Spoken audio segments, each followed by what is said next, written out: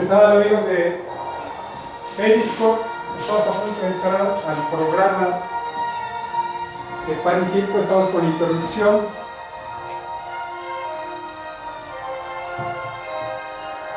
Grabando.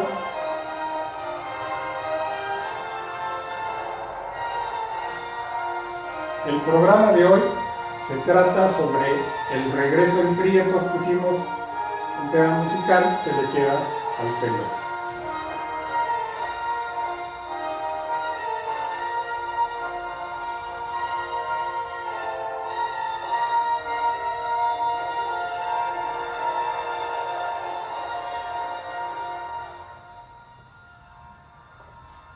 ¿Qué tal? Buenas noches, esto es Radio Revolución, en un programa más de Pan y Circo. Buenas noches, gracias por acompañarnos. Estamos transmitiendo en vivo a través de Radio Revolución, de Radio New Red, de sergioquimor.com, cazafantasmas.com, ilumbral.com y a través de Periscope, a través de la cuenta de Predador Externis.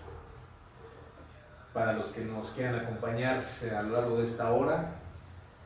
Y ahorita vamos a presentar a los que nos acompañan, sobre todo que nos hace el honor por fin de venir al programa y de acompañarnos. Nada más cobra y no viene. Yo no sé cómo cobra. Nos acompaña Fernando Bernal. ¿Cómo estás? Buenas noches. Muy buenas noches, gracias por recibirme nuevamente aquí en este programa para hablar de los temas de la política nacional que se han presentado tan interesantes en las últimas semanas. Eso que lo recibimos y no trajo nada, ni galletas, ni pastel, Ni nada, café. ni café, ni Para nada. la próxima traigo un mitacate. Hay que encender el micrófono, compañero. Además no sirve el micrófono, entonces imagínense, y te va a pedir otra vez que le den la oportunidad de volver a decirlo. Nos acompaña acá Enrique Dávila, el dueño de todos los fierros de este changarro. ¿Qué tal? Buenas noches, bienvenidos a este su programa en donde hablamos sobre la política nacional, la de los partidos políticos y todo lo que acontece en este golpeado país. Así es. Pues si no hay alguna otra cosa que acá se les ocurra a mis compañeros, vamos a platicar un poco mucho del regreso al pasado que se vivió el pasado sábado en Buenavista y en Insurgentes Norte, en la sede nacional del PRI, y como parecía que nos metimos a la máquina del tiempo o al túnel del tiempo, como ustedes quieran decirlo, o para los que les gusta más este tipo de temáticas de ciencia ficción, nos metimos a la TARDIS con el Doctor Who y llegamos hicimos un viaje a, ¿qué les gusta? A los 70, más o menos con lo que se dio en el PRI. También vamos a platicar un poco. El jueves hay debate en el PAN entre los dos candidatos a la presidencia del partido. Vamos a ver qué está pasando con lo del Chapo, dónde va, dónde está el Chapo. ¿Alguien lo ha visto? Por ahí. Lo vieron en Holanda, 3 niñitos, ahí estaban bien Pacheco, los Quinkles, y vieron al Chapo. ¿Lo habrán visto? Esa es la pregunta. La policía dice que no. También vamos a ver qué pasa con la CENTE, a ver si es cierto que le dio una puntilla o no. Y Enrique Dávila nos platicó un poco de hasta dónde llegará el dólar, que le gusta mucho ese tema, que lo tiene angustiado. Vamos a ver qué sucede. ¿No? Y bueno, en principio de cuentas, pues vamos a ver qué pasa con el PRI. Desde hace, ¿qué les gusta? Desde el sexenio de Salinas. ¿Tú que eres historiador, Fernando? Ajá.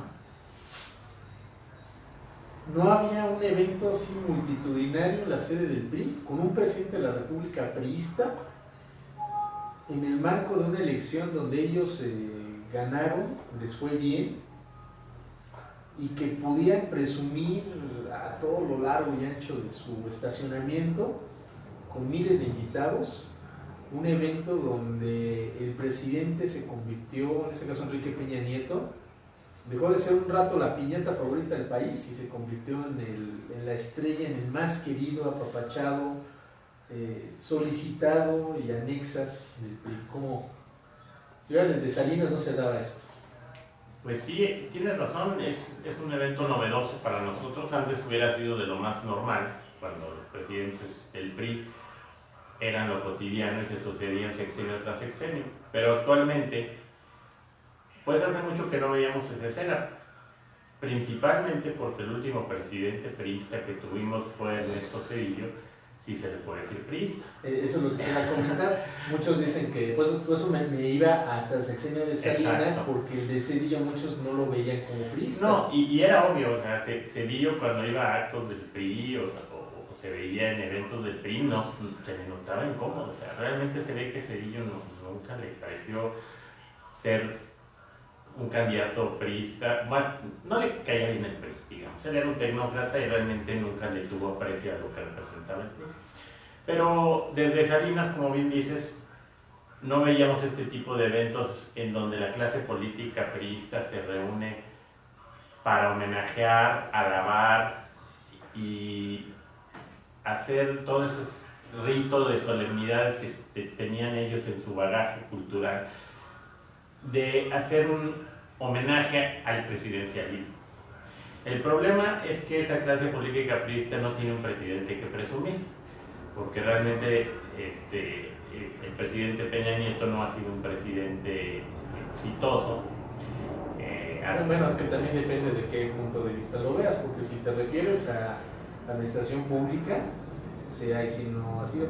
Pero ¿qué tal para generar conflictos o generar memes? Yo creo que él es el insumo, la materia prima para que México sea el primer productor de memes del mundo. Claro, exactamente. O sea, para hacer objeto de chistes, de ridiculizaciones, pues sí, pero pues la clase política priista no quiere eso. Ellos están acostumbrados a volver al presidente un personaje casi sobrehumano, intocable, superior, predestinado, y como que quisieron volver a eso. La verdad no le salió mucho porque el presidente no da para eso, pero sí vimos esos usos antiguos de que, a ver, las típicas reglas no escritas del priismo, las interpretaciones de que quién se sentó más cerca, quién le tocó el mejor lugar, quién abrazó a quién, las señales y los símbolos de esos que dan lugar al futurismo. Hubo mucho juego de futurismo en cuanto a la sucesión de la presidencia del PRI. Sabemos que el PRI va a tener un nuevo presidente próximamente. Entonces, obviamente, quienes se andan proyectando para eso, pues llevaron gente, llevaron porras, pues toda esa parafernalia que les encanta a ellos.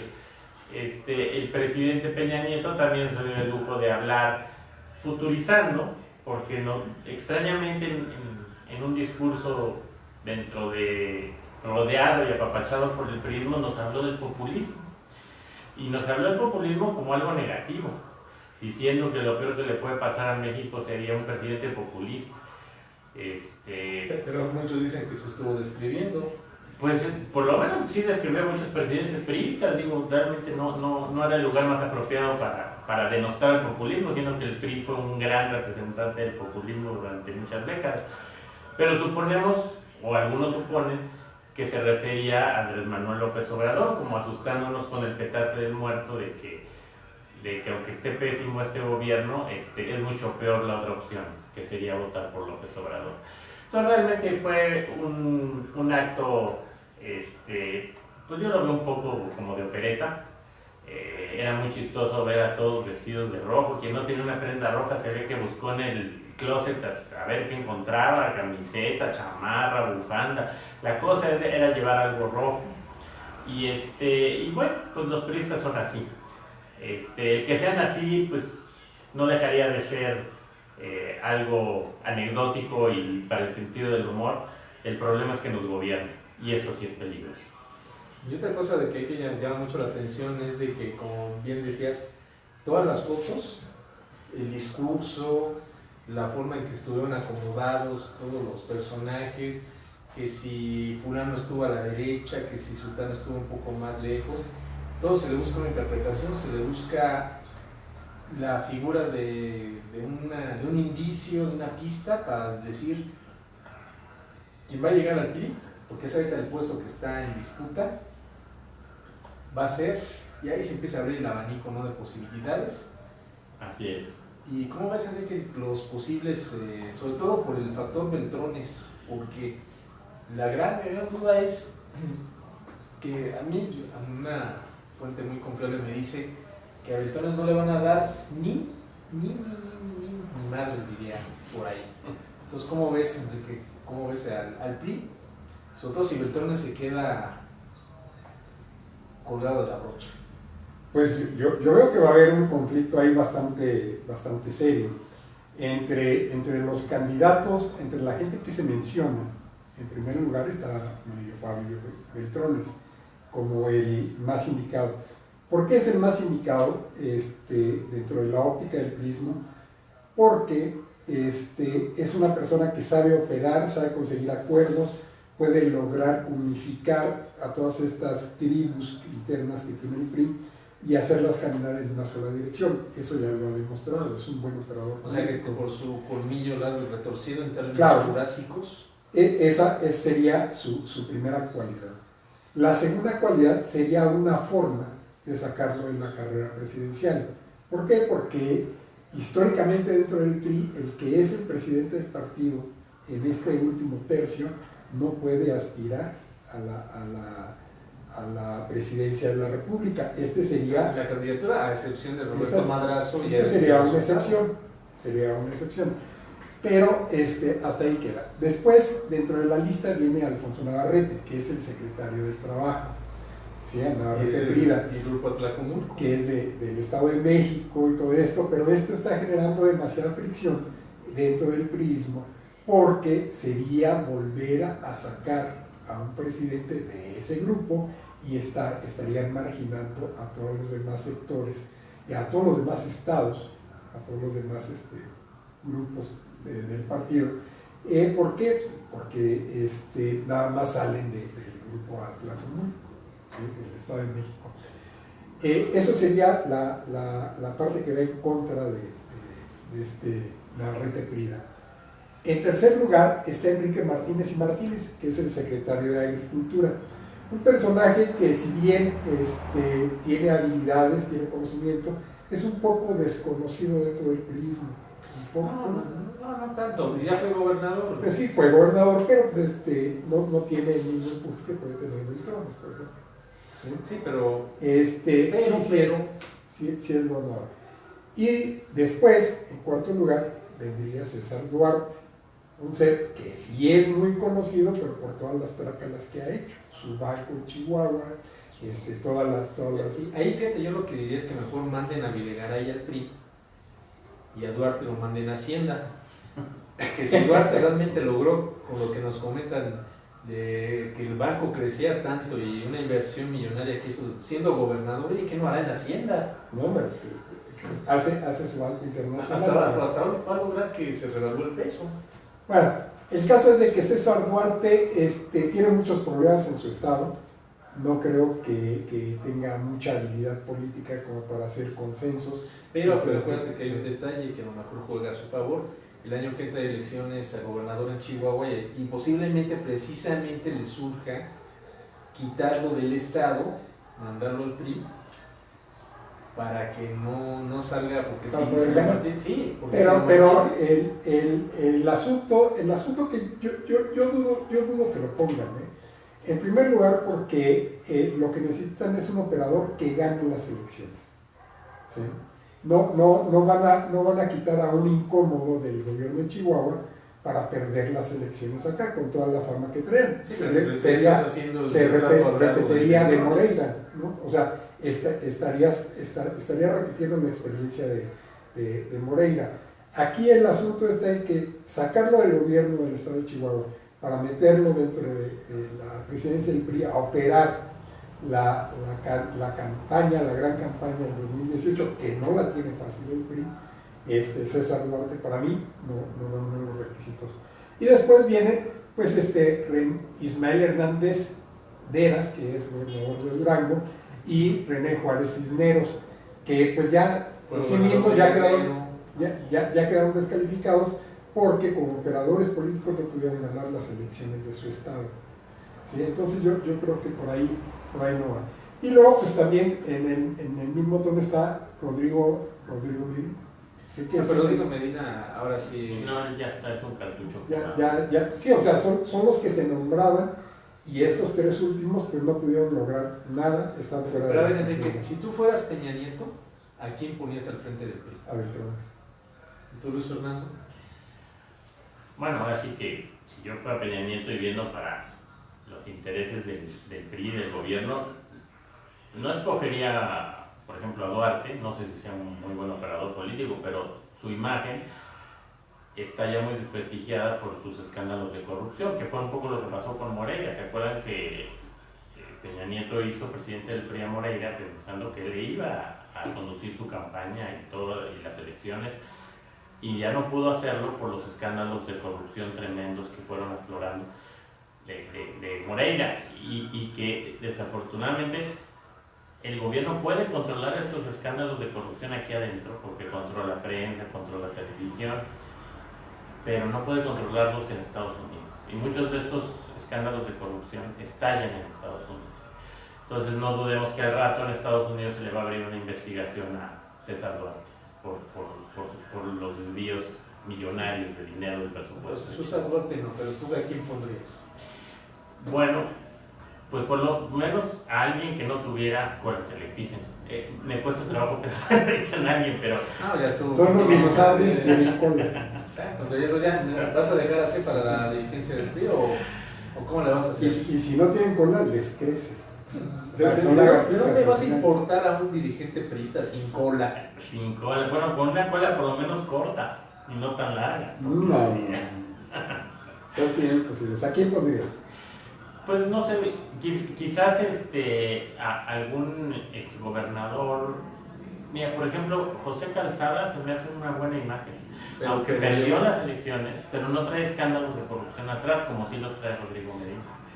Y el haber perdido en sus elecciones no se me hace tan mal saldo como traer escándalos de desvíos de recursos y de latrocinio. O sea, Pero tú lo que necesitas es ganar la elección presidencial. Tú necesitas a alguien que te garantice que la vas a ganar. bueno, en ese sentido sí creo que el más hábil es Manuel Fabio Beltrán. Es decir, que si quieres a alguien hábil y que te mueva los hilos políticamente con gran eficiencia, es él. El problema es que él también, su imagen está ya muy deteriorada en cuanto a sus antecedentes, pero definitivamente sería el más hábil. El problema con Beltrones es interno, porque la gente cercana a Peña Nieto no quiere a Beltrones y lo quieren marginar, precisamente porque saben lo peligroso que es. Saben que Beltrones es tan hábil que desde el PRI puede empezarle a comer el mandado al mismo presidente y hacerse del control del partido más que el mismo presidente.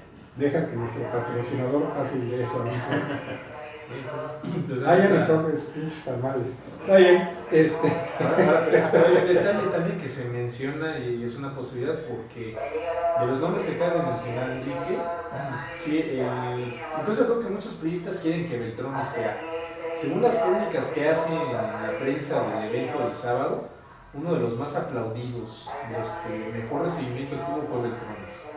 Pues el aplausómetro lo ubicaría en el segundo o tercer lugar, solamente detrás de Peña Nieto. No.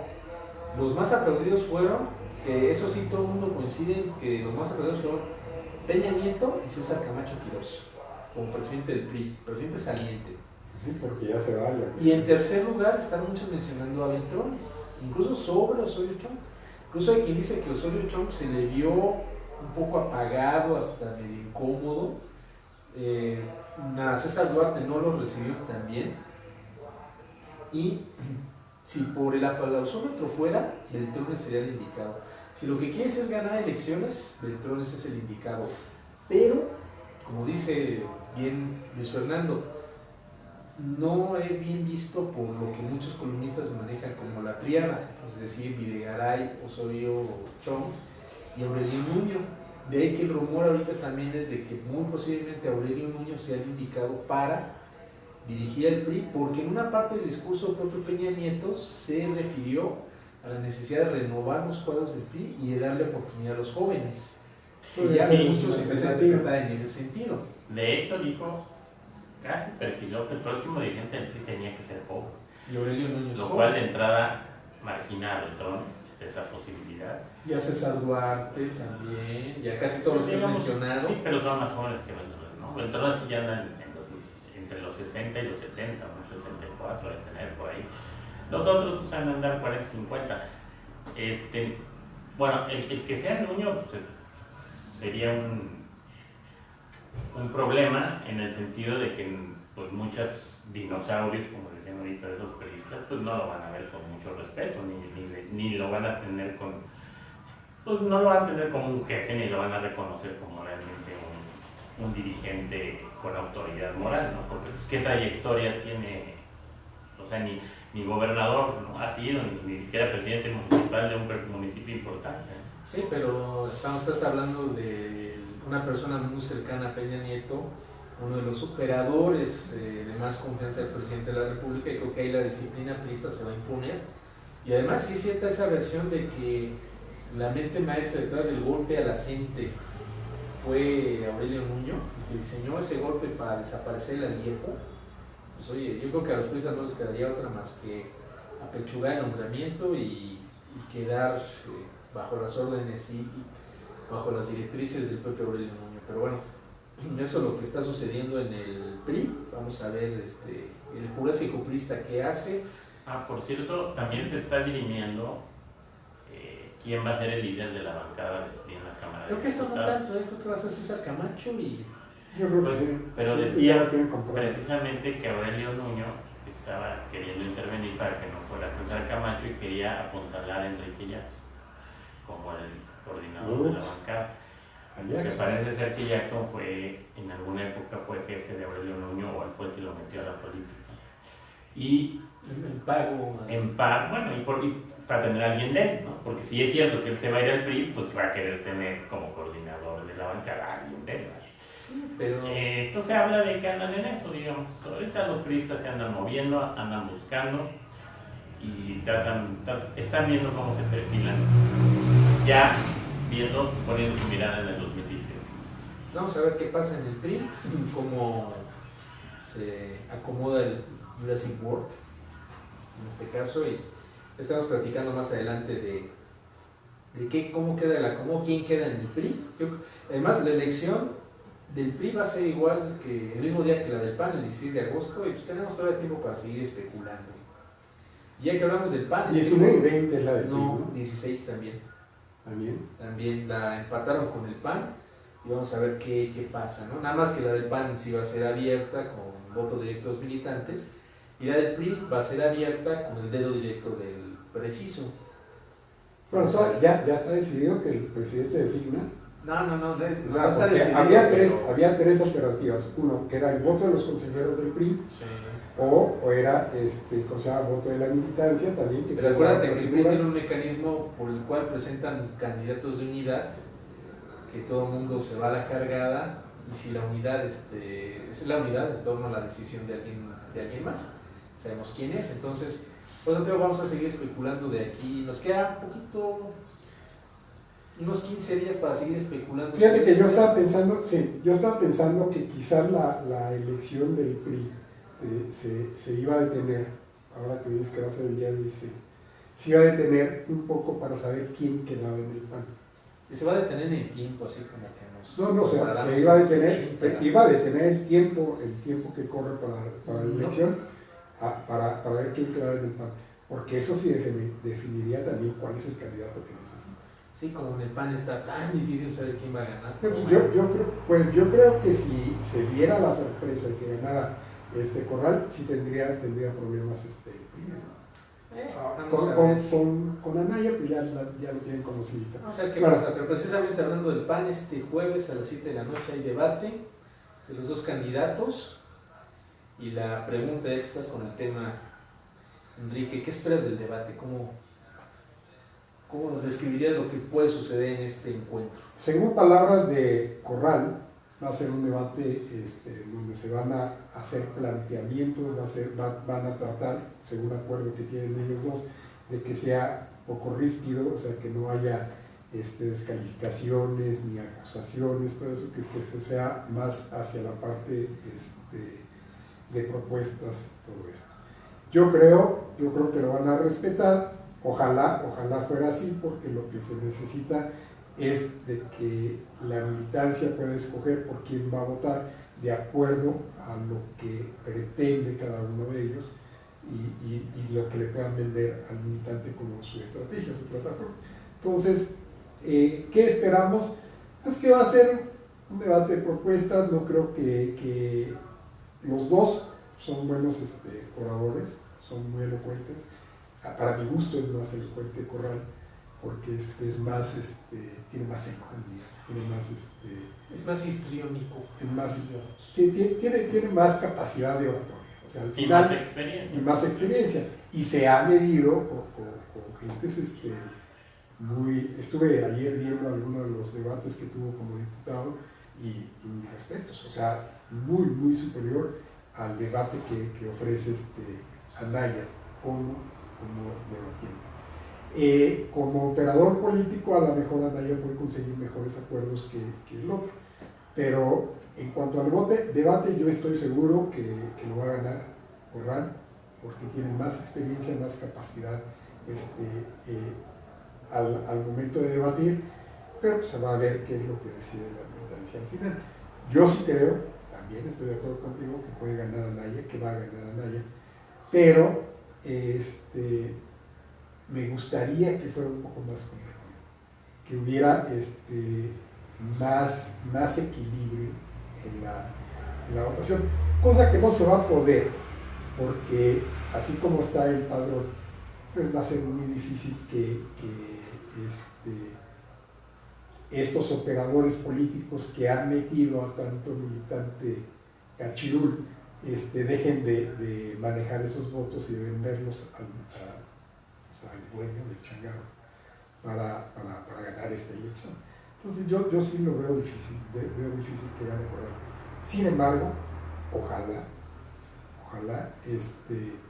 pueda sacudir al PAN de tal manera que pueda ganar más votos, ¿no? Eso es ¿Y tú, Luis Fernando, qué esperas del debate?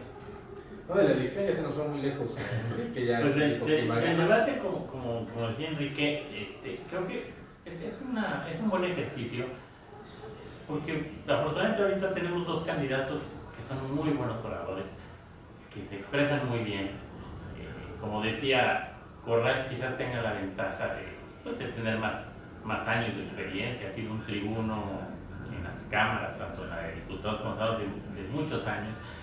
Pero la verdad es que Ricardo Anaya es muy, muy articulado, se expresa muy bien, es claro y también es elocuente. Entonces yo creo que va a ser un muy buen ejercicio. No podría decir quién lo va a ganar, digo, eso es muy relativo, pero estoy seguro que se van a dar buenas discusiones, que van a discutir cosas interesantes de fondo sobre la problemática del PAN, porque Corral obviamente va a tocar los temas álgidos del partido, no se va a andar por la rama. Y Ricardo Anaya lo he oído que también nos toca, o sea, él no rehuye. Incluso precisamente hace poco en un evento que hubo aquí en el DF, escuché que habló de la problemática del padrón electoral, y dentro de su decálogo está el tema de sanear el padrón del partido, o sea, no ha rehuido los temas álgidos. Entonces yo creo que va a ser un ejercicio interesante. Realmente me entusiasma porque me recuerda a ese antiguo PAN en el que eran los debates para las competencias internas, eran realmente definitorios de las elecciones. Espero que en este caso también pese en la decisión del votante panista. Desde hace mucho que en las internas del PAN los debates ya no eran un protagonista de la elección. Incluso se dieron debates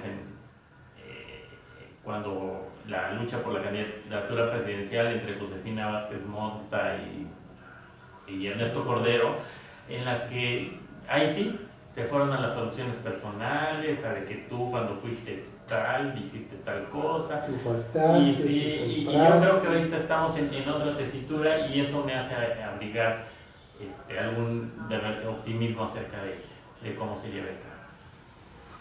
¿Y tú, a ver, qué has dicho? Yo espero que así como es Corral, le dé un par de llegues a Anaya. Anaya no creo que le conteste y el debate creo que es muy, muy evidente que Corral lleva una ventaja y sobre todo va a buscar sacar los temas que sabe que le pueden beneficiar, como es el padrón, como es la continuidad del grupo maderista y que la sal y la pimienta del debate la va a poner Corral. Sí, va a sacar la subordinación que se dice que hay de Anaya con Madero. Pero finalmente yo creo que va a ser un ejercicio excelente, va a ser muy interesante. Va a depender mucho de la actitud de Anaya y de cómo él conteste y le quiera revirar incluso alguna acusación a Corral. Yo me imagino que cada uno de ellos va a llevar un arsenal de acusaciones para utilizarlas, ¿no? Y que Anaya finalmente va a decir en un momento dado, bueno, si me ataca le contesto con esto. Los dos tienen cola que les pisen. Por ejemplo, Corral tiene las acusaciones que le han hecho a sus hermanos de algunos negocios ilícitos, por ejemplo, lo que generó después de que fue candidato a gobernador en Chihuahua, la deuda con Televisa, y las acusaciones que tiene, que ya se han estado acumulando de que es una persona que traiciona muy fácilmente, de que no es no alguien que juegue en equipo, que es muy individualista, lo definen como alguien fiel a sí mismo, y eso me imagino que deben tener ahí guardadito, afinando con algunos datos extra para que Anaya lo utilice en el momento oportuno. Y obviamente Anaya pues es parte de un grupo que está controlando al PAN. Su paso por el gobierno de Querétaro como secretario particular de Francisco Garrido Patrón también dejó varias dudas. Después de ese gobierno el PAN perdió el gobierno estatal, él fue dirigente estatal y ahí se fue incubando un grupo que está controlando al PAN queretano. La llamada que legalmente le sacaron o grabaron entre él y Miguel Ángel Yunes, que hablaban de miles de quién sabe qué papeles, que muchos decían es que es dinero, ¿no? Y otros dicen no es dinero, son militantes porque ellos están inflando el padrón y están dando a conocer su movimiento, la jugada que están haciendo, también se la van a sacar y que lo van a dar como parte de un grupo que controla la estructura del PAN, que se ha beneficiado de la afiliación corporativa, y eso también se lo puede sacar Corral a Anaya en cualquier momento. Imagino que también debe tener algún otro dato extra para... Bueno, aquí el asunto es que, por ejemplo, lo de los papeles hay que contextualizarlos, ¿no? O sea, estaban en el periodo de estar juntando las firmas y se requería un cierto número de firmas y yo quiero creer que a eso se refería. Sí, pero mira, sea dinero o sean afiliaciones, de todas maneras es negativo. Pero no eran afiliaciones, eran firmas para la parte esta del salario mínimo que estamos en ese periodo cuando se habló de eso. Pero fue muy mal defendido, muy mal aclarado, ¿Cómo y siempre? se le puede dar una utilización para fines de golpeteo interno, que va a ser eso. Ahora, menciona una cosa, Luciano, que es muy interesante. Se regresa a esa etapa del PAN en la cual el debate, el intercambio de ideas prevalecía. ¿Realmente creen que eso se regrese después de lo que vimos en el 2012, cuando Ernesto Cordero le sacó la lista de asistencias a Josefina y que después, más adelante, Peña Nieto y el acusador se lo recuerdan? Bueno, pero es que son dos eventos diferentes con personajes diferentes. Yo esperaría que este debate, la calidad discursiva de ambas personas, de Ricardo Anaya y de Javier Corral, es suficientemente amplia como para no caer en ese tipo de debate sucio, ¿sí? A mí se me daría muy bajo que estuvieran culpando por lo que hacen los hermanos a Corral, o sea, eso es bajo, son personas distintas, piensan diferente y hacen diferente, tienen una historia diferente, ¿sí? Se me haría muy bajo. Como se me haría también muy bajo que Corral sacara esta parte de las firmas y que lo que se dijo de la llamada. Yo creo que ambos son lo suficientemente inteligentes como para poder contrastar sus posiciones y hacerlas valer, ¿sí? De una forma civilizada, como debería de ser. Esto no quiere decir que se la van a pasar dándose palmaditas en la espalda. Yo creo que sí se van a golpear, porque es un debate que pretende contrastar. Pero debe de existir algún límite. Te digo, según las palabras de Corral aquí en el CDR, fue de que él había quedado de acuerdo en que no se iban a hacer ese tipo de señalamientos. Espero que no se den, espero que esté a otro nivel, pero finalmente Va a ser un buen ejercicio. Pues vamos a ver qué sucede con eso. 2 temas son los que ya fijó la Comisión de Elecciones. Esta comisión con el nombre kilométrico, que además sus siglas también son largas, la conocen, que no va a ser la vida interna del PAN, que eso va a abrir la puerta para que se hable de la afiliación masiva, de la onda grupera. Imagino que ahí puede salir alguna acusación. Y la otra tiene que ver con el papel del partido como oposición. Y aquí también puede dar pie a que Corral critique, y ya lo ha hecho en otras ocasiones, que el PAN dejó de ser una oposición, que se ha entregado más al gobierno de Peña Nieto, y criticando en especial a Gustavo Madero por eso que hablan en algunos del servilismo. Y como ven, o sea, no hay espacio para decir, va a ser un debate terso, civilizado, respetuoso. Yo creo que sí va a haber algunos golpes. No, claro, va a haber golpeteo, o sea, va a ser golpeteo. A mí me parece que Corral va a sacar precisamente este tema, la servidumbre que para muchos significó el trayecto de Madero con lo que fue el Pacto por México, facilitarle a Peña Nieto muchas de las cosas que ahora pues, estamos pagando los ciudadanos. Por ejemplo, lo que tú decías al principio del programa, la devaluación de más del 20 y tantos % que lleva el peso en toda la gestión de este cuate. Pero al final sí va a haber ese tipo de señalamientos que son duros, pero yo creo que van a estar acotados hasta ahí, en esa parte. Yo no me puedo imaginar qué tipo de señalamientos podría hacer Ricardo Anaya hacia Corral. O sea, a lo mejor esto que tú decías, que es individualista, que bla, bla. Lo que sí, ¿sabes qué? Lo que se me hace muy interesante de todo esto es que se va a medir ahora sí de qué tamaño es el descontento en el PAN. ¿Sí? ¿En el debate? En el debate no, en el debate tú vas a ver a 2 personas, pero después de esto, tú vas a ver si hay un candidato dentro del PAN, para dirigir el PAN, que realmente logre aglutinar todo este descontento, a todos estos pequeños grupos que van navegando en solitario casi, y que los pueda aglutinar y dirigirlos hacia un lado. Ahora, ¿le alcanzarán todos estos descontentos para ganar? Eso es lo que está por verse, ¿sí? Porque también hay otras situaciones que no le favorecen a Corral. Por ejemplo, la estructura política que tiene el CEN a todo lo largo del país, pues eso finalmente el militante que está en las entidades, en los municipios, se va a tener que disciplinar a esos grupos que están ahí. Sí quiere tener una candidatura. Si quiere jugar políticamente y si llegara a ganar Ricardo Anaya. Si sucediera al revés, entonces estaría también a un lado. Yo creo que aquí lo importante va a ser que después del debate, el debate va a definir si realmente Corral convence a estos pequeños grupos y los aglutina, o si Ricardo Anaya puede mantener el control de todos estos grupos, haciendo que se disciplinen hacia la estructura que tiene Madero. Yo creo que de eso va a resultar del debate. Vamos a ver de qué tamaño es la inconformidad real en el PAN.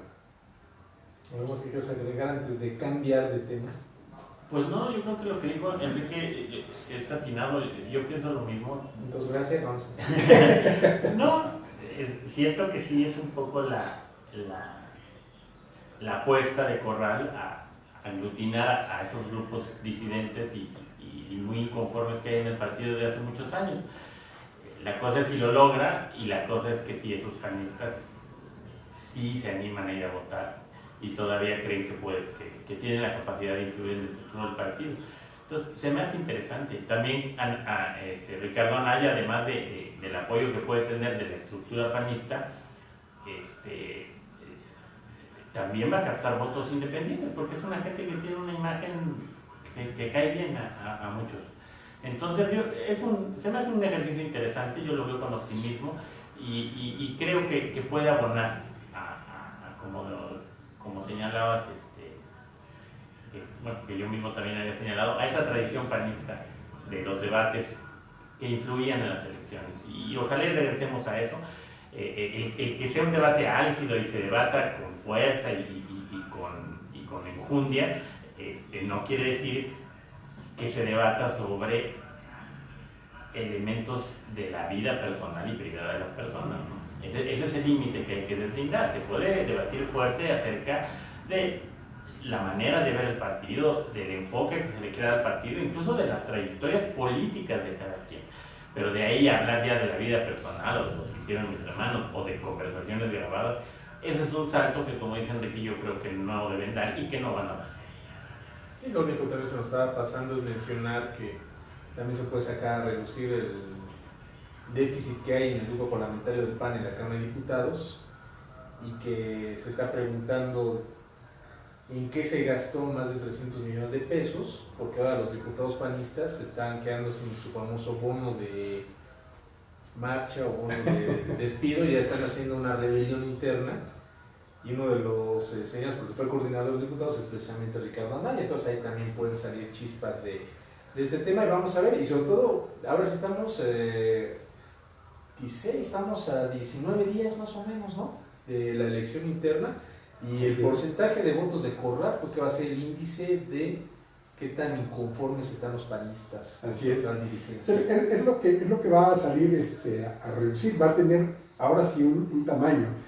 ¿Cuántos son realmente los que están inconformes? Ahora, esto no quiere decir que del padrón esto sea el porcentaje, ¿sí?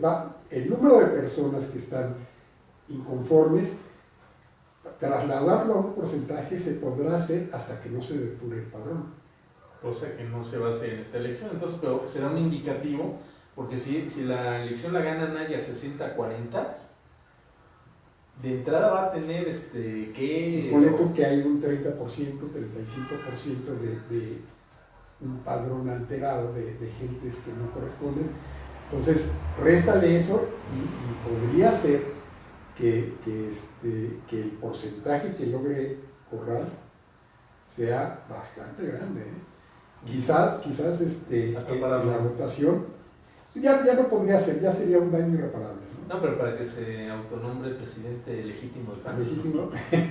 No sé, pero bueno. No sé, habría que vamos a esperar el 16 de agosto y el día 17 que tenemos programa ya platicaremos más ampliamente de esto y veremos de qué tamaño es la inconformidad, ahora sí con cifras, y pues vamos a ver cómo se le quita a los inflados, los afiliados por la vía clientelar, y vamos a ver cómo queda esto. Vamos a ver un poquito antes de terminar el programa, se nos está acabando el tiempo, a ver si nos alcanzamos a sacar los otros tres temas.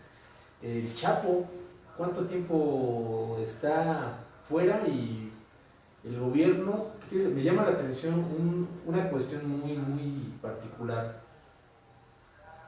Cada vez son más los medios, los opinadores, los articulistas, los comentaristas, los usuarios de redes sociales, que ponen en duda la versión oficial de cómo se fugó el Chapo Guzmán, del penal del Altiplano. Es decir, el gobierno no ha logrado tener la credibilidad suficiente ni siquiera para explicar cómo se les fugó a alguien. Pero eso sí, las versiones, las teorías de la conspiración que hablan de que fue un pacto, que Peña Nieto lo dejó salir porque le debía no sé qué tantas cosas, esas se mantienen. Y hasta el momento llevamos cerca de 10 días de Chapo libre y no hay ninguna pista. No, ni la va a haber en el momento, pero fíjate que aquí hay algo que yo, por lo que logré estudiar, me da luz de que más o menos qué fue lo que pasó técnicamente, ¿sí?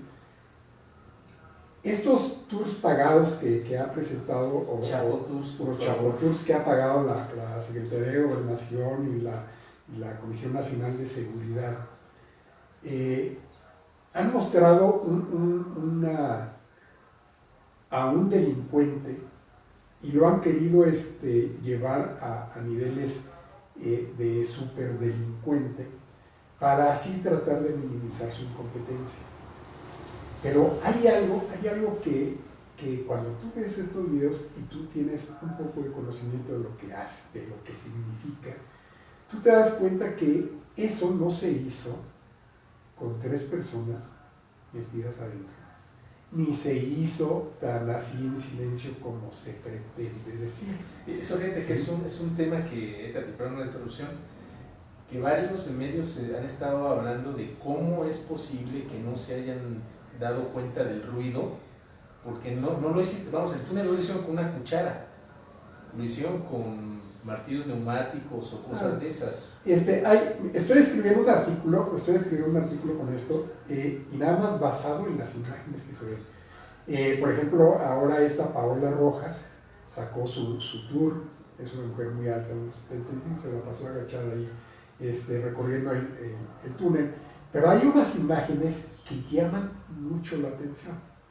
Uno, cuando baja por la regadera al primer descanso, uno se pregunta de qué tamaño es la losa en donde se paraba el Chapo a bañarse.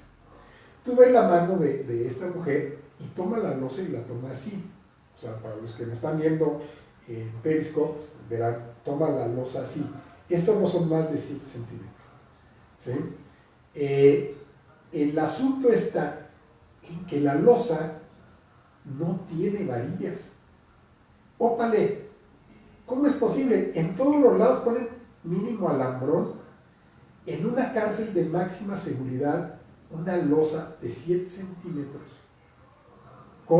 sin varillas, perdón, que se puede romper entonces con un martillo, sí llama mucho la atención, pero también llama mucho la atención lo que se ve cuando Paola Rojas baja al segundo nivel. O sea, uno se da cuenta porque tiene la formación de la escuela a la que fuiste y algo se te pega, algo, no todo, pero algo se te pega. Y de repente tú ves que hay una estructura de acero deteniendo la losa.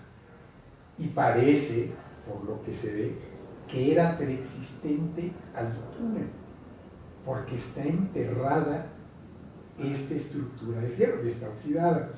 Puede ser que la hayan puesto y le hayan echado tierrita después, bueno, no sé, yo no he ido a ese, pero lo que se ve ahí es una estructura que le está dando soporte a una losa que no tiene varillas. ¿Sí? Y eso llama mucho la atención. O sea, ¿cómo se puede romper una losa y casualmente no le diste ni una varilla ni a una fibra de alambrón? Eso llama mucho la atención. ¿Sí? ¿Por qué? Porque ¿cómo lo hicieron?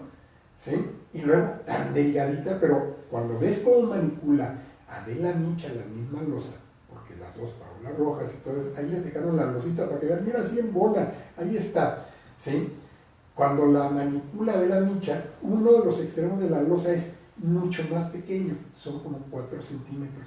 Eso sí se llama mucho la atención, o sea, como una cárcel de máxima seguridad no cumple con los lineamientos de la ASTM, que es el estándar, la agencia de estándares estadounidense, que tiene lo que se llama el F33, que es el grupo que empieza a dictaminar lo que es ¿cómo se llama? Me distraes con eso. Empieza a dictaminar cómo se deben de construir los penales de alta seguridad, ¿sí? De pe a pa. ¿Cómo se lo brincan? ¿Cómo pueden decir las autoridades que cumplieron con los estándares cuando la losa del baño no tiene una varilla? Ahora, o sea, eso es también se supone que es un baño, ¿no? Ajá. Y tendría que ir a un drenaje. Claro, que no se ve. Y además, si había un drenaje y estás trabajando, ¿no es más difícil trabajar en condiciones de humedad? Sería uno, pero bueno, si el drenaje estaba bien puesto, a lo mejor lo quitaron para poder sacar al deseo. O sea, no sé. ¿Y no se dieron cuenta de haberlo quitado? Pero luego lo que dice Rubidio con Adela Micha es sorprendente cuando le dice no hombre, es que parece de fantasía, dice Rubidio. Rubido. Rubido. Dice, parece que es de fantasía. Y luego dice, no hombre, estaban haciendo por geolocalización, ¿sí? Por satélite. A la profundidad en la que estaban trabajando no llega la señal de satélite, de entrada. Y que no se hagan güeyes. Ese tipo de túneles se hacen con un topógrafo. La Univisión tenía una reportera que rebautizó la carrera de topógrafo y la dijo como topólogos, ¿sí? Pero es topógrafo, la carrera es de topógrafo. Y eso se viene haciendo desde 1700, 1600, este tipo de localización. ¿Por qué? Porque es simple y llana trigonometría lo que vas haciendo, un aparatito, ¿sí? No necesitas más, o sea, no es más allá. Pero además, en los primeros reportajes, en el de Adela Micha o de esta Denise Merker, ¿sí? No me acuerdo cuál de los dos, lo he estado buscando, pero no lo he encontrado. El reportero muestra un enorme generador eléctrico que alimentaba algo allá adentro, que puede ser los motores para inyectar el aire, ¿sí? Puede ser las excavadoras que decían que son los martillos estos para neumáticos, o las famosas tuneleras. Eso existe, ha existido siempre. Y son un aparatito, bueno, no es un aparatito, es del tamaño de esta mesa, ¿sí? Pero cabe exactamente en esos rieles, se llaman tuneleras, ¿sí? Y hay a gasolina y hay neumáticas, ¿sí? Y traen una pluma que es un sacacorcho gigante que va haciendo el hoyo y sirve para hacer, por ejemplo, ustedes van en las carreteras y ven que de repente hay un tubo abajo para que pase el agua de un lado a otro de la carretera. Eso se hace con una tunelera. ¿Hacen ruido esas cosas? Pero es mínimo el ruido. Ahora, 19 metros de profundidad no lo vas a oír, o sea, no lo vas a oír. Lo que sí llama la atención es que sí debió de haber sido detectado por los geófonos que dicen que están instalados. ¿Qué son los geófonos? Los geófonos son aparatos que detectan las vibraciones y se componen de, así fácil para que se entienda, son dos resortes, uno horizontal y uno vertical, muy sensibles, que cuando vibra algo se mueven los geófonos, sirven para detectar sismos muy ligeros. Este sistema de geófonos que dicen que existía en el penal, no detectaron, que sí lo debieron de haber hecho, la vibración que estuviera generando, por ejemplo, el carrito de que cuando se movía de un lado a otro, ¿sí? Eso sí lo debió haber detectado. Entonces, o no servía el sistema de geófonos, o lo desconectaron. Yo no sé, ¿sí? En eso sí, pero sí lo debió de haber detectado. Se detecta con esos hasta los pasos. Y esto lo sé porque me tocó hacer prospección geofísica y lo hacíamos con una cuadra. Entonces de repente tú veías, alguien está caminando por el geófono 13 porque se detecta ese tipo de vibración tan sencilla y se detecta y es tan sensible que te ponen alerta, que se empieza a dañar un geófono de esto, porque nosotros tronábamos dinamita para crear un sismo artificial y poder hacer todo el estudio geosísmico. Pero los geófonos lo debieron de haber detectado. Todo este tipo de cosas son que tú dices, caray, sí hubo mucho movimiento de gente. Uno, cuando metieron el generador eléctrico, o sea, eso no pesaba 2 kilos, ¿sí? Es un maquinón que mide como 1,50 de ancho por unos 2 metros de largo por unos 70 de alto, ¿sí? Eso, pues, y además es de diésel. Entonces, ahí tenía su salida para sacar los vapores de la combustión. Pero también, ¿cómo metieron los tubos? Se necesitó un topógrafo, no fue una sola persona. Ahí intervinieron, cuando sale Paola Rojas por el lado de la casa, parece ser que se ve, y se ve claro, cómo fue y en dónde tomaron las muestras para hacer la mecánica de suelos. Se ve clarísimo, yo lo veo clarísimo. A mí me tendrían que decir por qué están esos huecos ahí y de esa forma, ¿sí? Porque son los muestreos clásicos para hacer el estudio de mecánica de suelos. ¿Para qué hicieron eso? Pues lo hicieron para ver si se iba a caer o no el túnel, si van a necesitar ademarlo o no. También sirve para ver la cantidad de agua que tiene el suelo.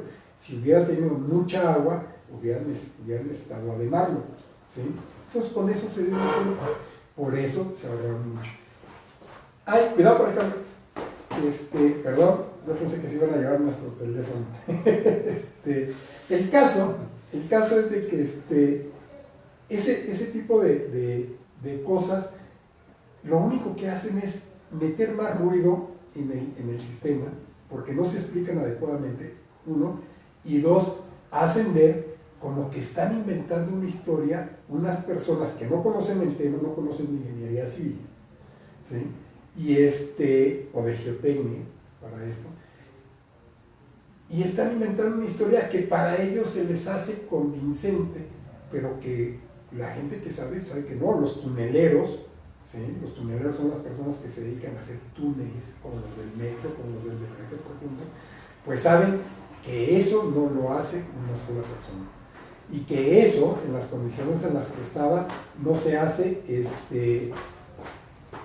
con pico y pala.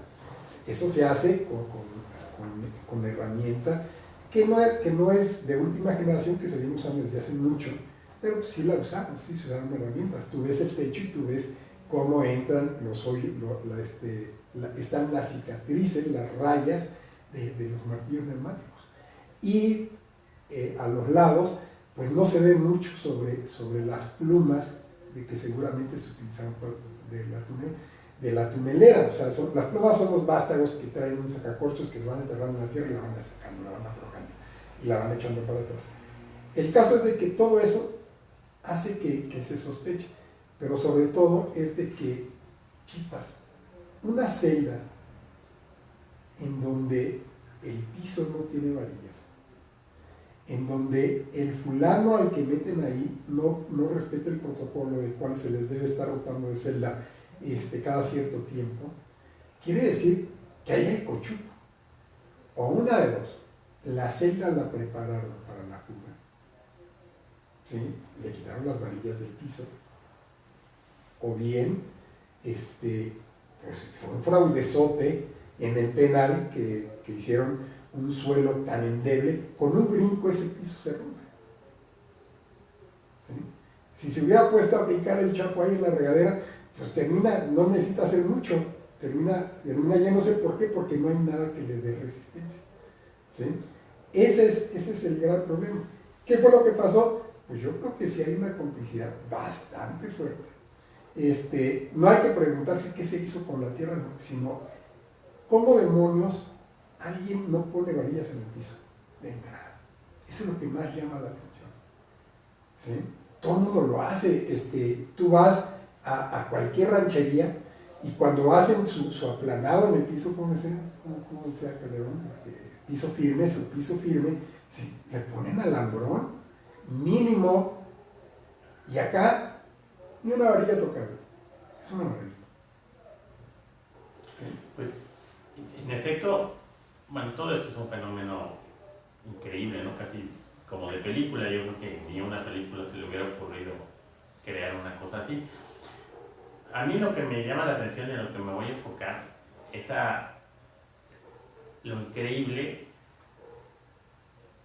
de que, más allá de que haya sido corrupción o ineptitud, cualquiera de las dos opciones es grave.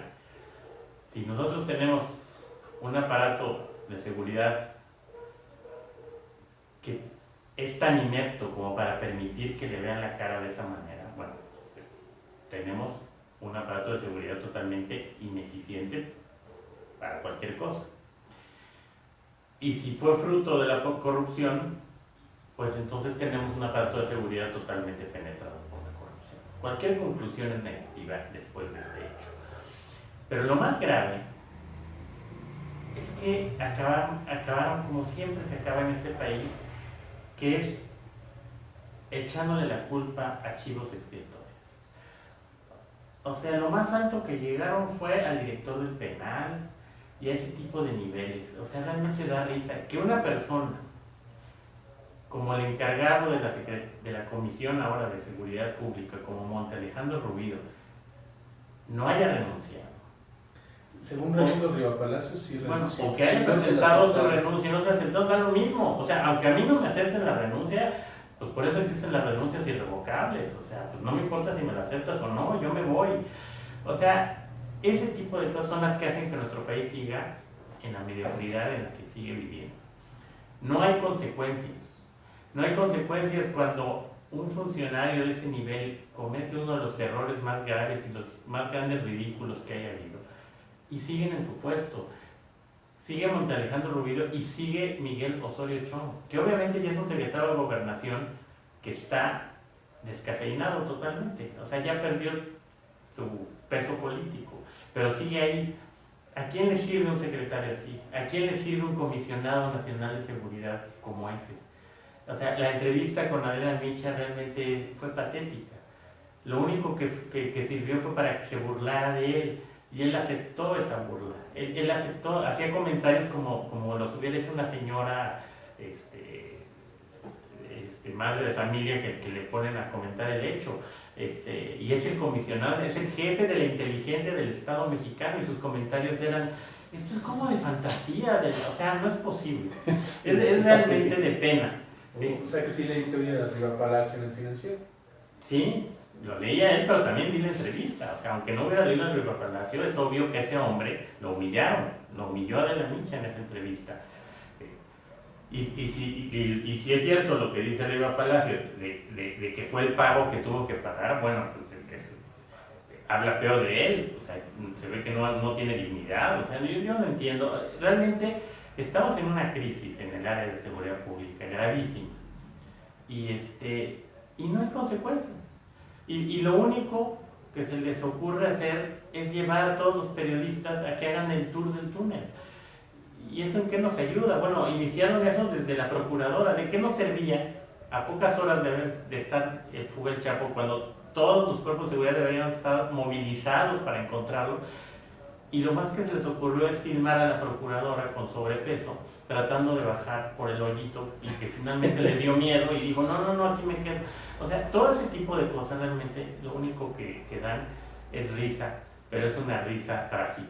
Realmente esto es un hecho que nos habla de que la estructura de seguridad del Estado mexicano es de risa. Y eso tiene consecuencias graves, no nos podemos quedar en el sentido del humor. Esto tiene consecuencias graves. Si lo vemos en otras áreas, por eso es que no está funcionando la seguridad pública, en el secuestro, en la extorsión, que han ido en aumento. Las últimas cifras que dio la Organización Alto al Secuestro es que en el mes de junio el secuestro subió de manera fuertísima. Por más que quieren decir que los homicidios han bajado, en realidad la tendencia inercial que traían desde el 2011 de una baja consistente, esa baja ya se estancó, y el peligro es que después de ese estancamiento vuelvan a subir. Y ese problema sigue. Hay áreas del país que están totalmente abandonadas por el Estado mexicano, como es Tamaulipas, como son zonas de Guerrero, donde quien manda son los cárteles. Y eso es algo que no nos debe dar risa. Y que debería haber alguien, ojalá que la indignación que hay ahorita para pedir la renuncia del Piojo Herrera existiera para pedir la renuncia de Osorio Chong o de Monte Alejandro Rubido. De los dos, y hasta el presidente. Nadie, o sea, como que pasó y ya, ok. No puede ser. Si el gobierno de México sigue actuando de esa manera, en la que quien es responsable entrega resultados tan desastrosos y no hay consecuencias, pues realmente este gobierno va a tener un fin muy, ojalá y no sea así, pero muy trágico. Pues todavía esta historia va a seguir. Entonces se los garantizo, y lo grave es que, como comentábamos al principio, la credibilidad del gobierno está por los suelos, y por más historias que quieran inventar, por más chapotús que quieran organizar, pues nadie les va a creer, y vamos a ver en qué acaba esto. Ya se nos está acabando el tiempo del programa. Vamos a rápidamente nada más a mencionar algo de lo de la CENTE, después del golpe que les dieron por la desaparición del Instituto Estatal de Educación Pública de Oaxaca. El siguiente paso pues era desmembrar a la dirigencia de la coordinadora. Se mencionó que hablaban de 24 órdenes de aprehensión, si no mal recuerdo, para algunos de los dirigentes. Incluso se empezó a poner la lupa encima de Rubén Núñez, el dirigente más visible de la coordinadora. Y hoy se difunde un audio donde se supone que el propio Rubén Núñez está solicitando los servicios de algunas de sus servidoras. Obviamente con cargo ya saben a qué presupuesto, pero esto no es más que la lucha por acabar con la Coordinadora Nacional de Trabajadores de la Educación, o cuando menos de meterlos al redil para que ya sean un grupo que deje de dar problemas al gobierno federal. Así que, así rápidamente, antes de terminar, ¿cómo ves, Enrique? ¿Ya terminaron con la CENTE o va a seguir dando la? Pues va a suceder lo mismo que pasó con el SME, ¿sí? Van a seguir haciendo sus marchas hasta que se agoten. Tienen 3 años de aguante para ver si en el siguiente sexenio les vuelven a abrir la puerta. Va a ser la misma mecánica que con el SME. Pero era algo que tenían que hacer. Si no lo hacen, pierden. Además, después de la fuga del Chapo tenían que hacer algo para tratar de enmendarse de alguna forma, porque seguir con un fugitivo y luego con un grupo disidente que tiene el control del Estado, en donde un gobernador se termina rindiendo y dice, y además fue patético porque lo dice, que en el momento en que detenga a uno tiene 1 millón de maestros ahí parándole el Estado, ¿sí? Pues habla de una ingobernabilidad pues más que evidente. El problema aquí es de que pues yo creo que se les presenta la oportunidad para tratar de minimizar la fuga pactada o no, que para mí sí me parece que hay algo de pacto, porque es muy casual que todos los secretarios de Estado se fueron. Yo no me quedo, mano, no me van a echar la culpa que yo lo ayudé, y entonces treparon al avión y se fueron, ¿sí? Algo tenían que hacer para decir, mira, sí, al fin la sociedad está muy enojada contra estos huevones que lo único que hacen es conculcarles el futuro a los niños oaxaqueños, a los chiapanecos, a los guerrerenses, por sus marchitas, por su necedad, por su radicalismo. Pues vamos a desaparecerlos. A lo mejor con eso nos congraciamos un poquito con la gente. A mí me da que esa es la impresión. ¿Qué va a pasar? Bueno, pues que los vamos a tener bloqueando aquí en el Distrito Federal, y vamos a tener a un Gabriel Mancera, Miguel Mancera. Sí, Gabriel Mancera puede estar bloqueada, ¿no? También puede estar bloqueada. De reforma se puede seguir. Un Miguel Mancera condescendiente con los grupos para tratar de evitar tener confrontaciones y no perder más votos. Al final, los vamos a tener durante 3 años, como lo mismo que hizo el SME, marchando, haciendo denuncias, yéndose a Australia, a Tumbuctú, a Viena, todo eso, se van a pasear por todo el mundo señalando lo hijo de la fregada que es el régimen, pero al final, yo creo que fue así, gracias al Chapo, el gobierno se decidió fajar los pantalones en este caso y le dio carpetazo o le quitó el flujo de billete a la CENTE. Pues sí, yo realmente creo que es algo que era inevitable, que tenía que suceder tarde o temprano, y que qué bueno que el gobierno, pues tarde, demasiado lento, pero reaccionó. Esperemos que esta jugada parece que está bien planeada, algo raro en el gobierno, pero parece ser que esta sí la planearon con tiempo, ya la tenían preparada, y creo que les están cerrando todas las opciones a la gente. Les congelaron las cuentas bancarias, hay órdenes de aprehensión ahí pendientes, y mandaron corporaciones policíacas y al ejército para prevenir cualquier tipo de que quieran. Pues le copiaron toda la estrategia a Calderón, porque Calderón fue lo que hizo, sí, congeló las bienes, todo eso, y metió al ejército a cuidar las instalaciones. Así es. Exactamente lo mismo. Entonces lo hicieron, pero bueno, este gobierno ha sido tan inoperante que el hecho de que pues, ya lo haya hecho ya es ganancia.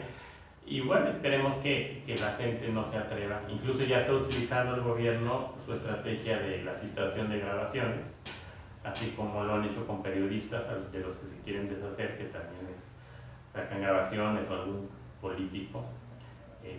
Pues aquí también ya dan a entender que si alguien se sale del carril, pues le van a sacar grabaciones. Al líder de la sección 22 ya le sacaron grabaciones que contrataba prostitutas, o de que estaba acosando sexualmente a la novia de uno de sus amigos, que también es líder de la gente.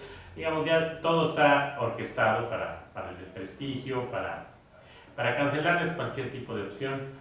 Y bueno, si esto va a traer como resultado el que la educación en Oaxaca retome los cauces institucionales, pues es bueno, y ojalá así sea. Y vamos a esperar otra cuestión de esta historia se va a seguir dando en estos días. Y finalmente, el dólar, ¿cómo lo ves, Enrique?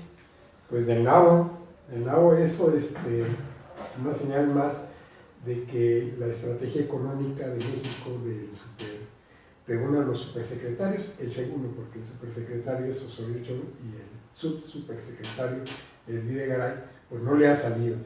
O bien, tratan de reducir el dinero para dar una falta de expectativa, el flujo, el circulante, tratan de reducir el circulante para crear en el momento de la elección una falsa mejoría al soltar dinero, ¿sí? Y conseguir así los votos, pues se me hace que es una villanía. Pero requeriría usar mucho el cerebro para eso. Yo creo que este es un manejo pésimo de la economía nacional, un manejo bastante deficiente que nos está llevando a una devaluación que pues no habíamos visto en los últimos 12 años. Durante 12 años de gobierno con el PAN no hubo devaluaciones, y nada más entra el PRI y regresamos a la misma canción, ¿sí? Con Salinas, con Zedillo, con todos los presidentes del PRI anteriores, siempre teníamos una devaluación al final del sexenio.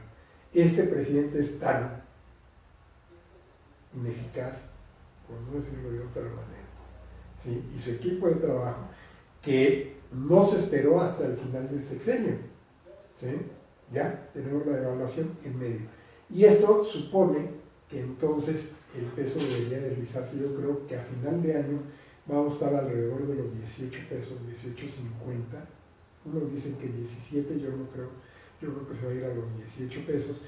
Y para el siguiente año vamos a tener una leve mejoría en cuanto al tipo de cambio y un poco al flujo, al circulante que hay para comprar bienes de consumo y estimular un poco la economía. Pero al final, el peso, yo creo que al final de año va a estar a los 18.50, vamos a tener ahora sí una espiral inflacionaria, porque ya nos van a poder estar disfrazando que los bienes que estamos comprando se compran más baratos a pesar de que el dólar está caro, ¿sí? Entonces lo vamos a tener, y luego la gasolina es importada, pues entonces va a tener que subir el precio de la gasolina, vamos a tener que subir y vamos a tener un problema por ahí.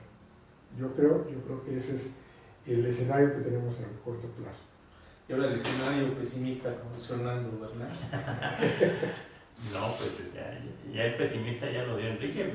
O sea, ¿Es que no era optimista? No, es increíble que tengamos una devaluación, si tomamos en cuenta desde que llegó este gobierno, del 30%. Porque les ha dado a los funcionarios del gobierno y a los analistas que quieren que también el gobierno no quede tan mal, por decir que la devaluación ha sido del 10%, porque toman en cuenta lo que va del año. Pero, y entonces nos comparan con el real o con el mismo dólar canadiense y dicen se ha devaluado más que el peso. Pues sí, en este año, pero si tomamos en cuenta desde que entró este gobierno priista, ha sido una devaluación del 30%, que es muy fuerte y que, como dice Enrique, desgraciadamente parece que va a seguir.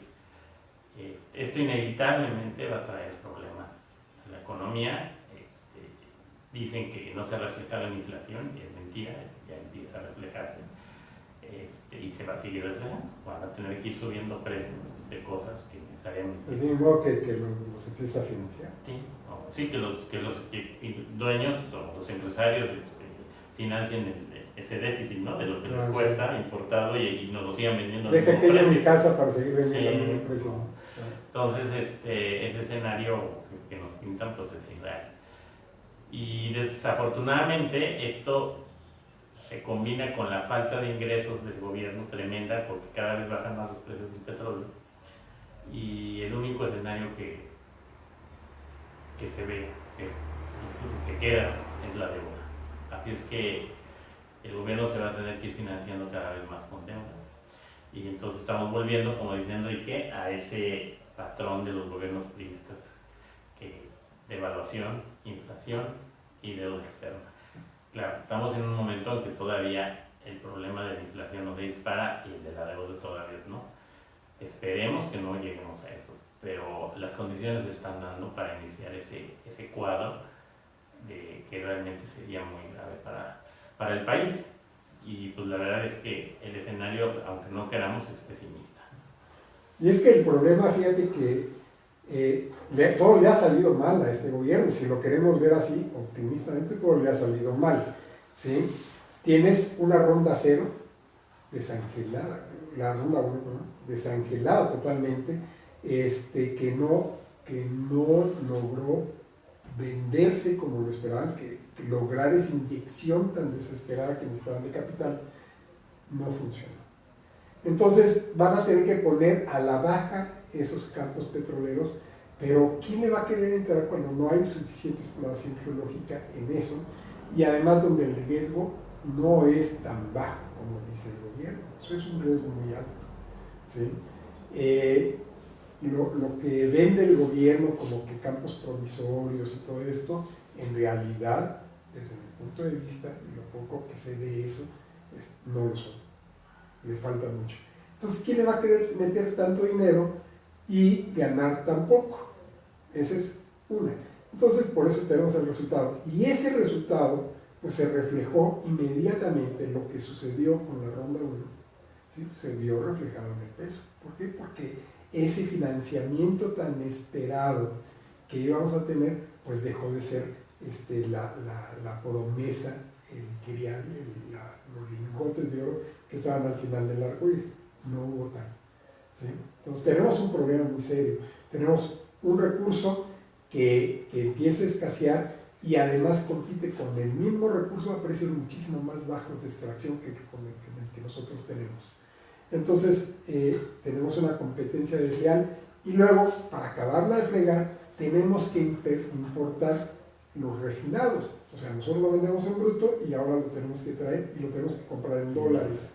Y con el precio del dólar que tenemos ahora, entonces ya nos está llevando el lado. Acabamos de entrar ahora sí a la espiral de la inflación. Espero que Videgaray saque alguna fórmula mágica del chistero, que vaya a Harvard y pregunte a alguien que de verdad sepa y nos saquen del atolladero, pero no es mío. Y otra vez volvemos a que mejor quitamos a Videgaray y ponemos al Chapo, porque el Chapo sí nos puede sacar del 8. No, que también lo están pidiendo para que haga la línea 3 de Guadalajara y que venga a componer acá el asunto de la línea 12, que también los túneles están mal, dicen, ¿no? Sí está... Sí, y el clamor popular va a ser: Chapo, regresa, por favor, te perdonamos. Fíjate qué patético, ¿no? Estamos convirtiendo a un delincuente que mata personas en un superhéroe. Sí, pero el gobierno está ayudando. Pues claro, pues ellos lo están empujando. Para disfrazar su ineptitud, lo tienen que volver un superhéroe. Sí, pero bueno, ya seguimos platicando de este tema, ya se nos acabó el tiempo. Así que, jóvenes, despídanse. Fernando.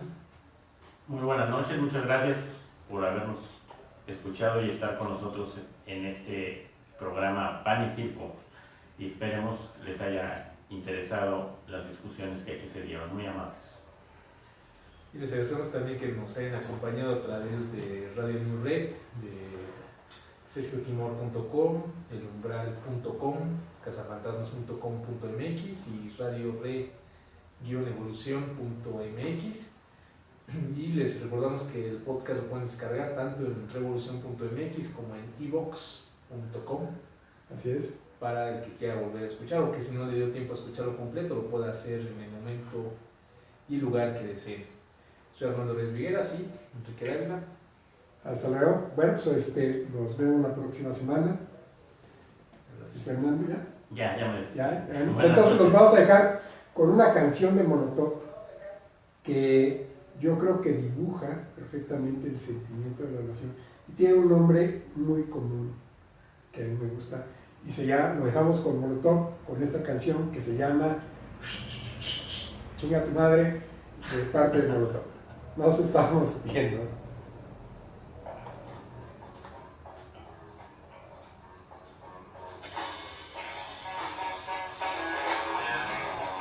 A los amigos de Periscope, gracias, ya salimos del aire. Radio Revolución, le damos las gracias a todos ustedes. Vamos a apagar el aparatito.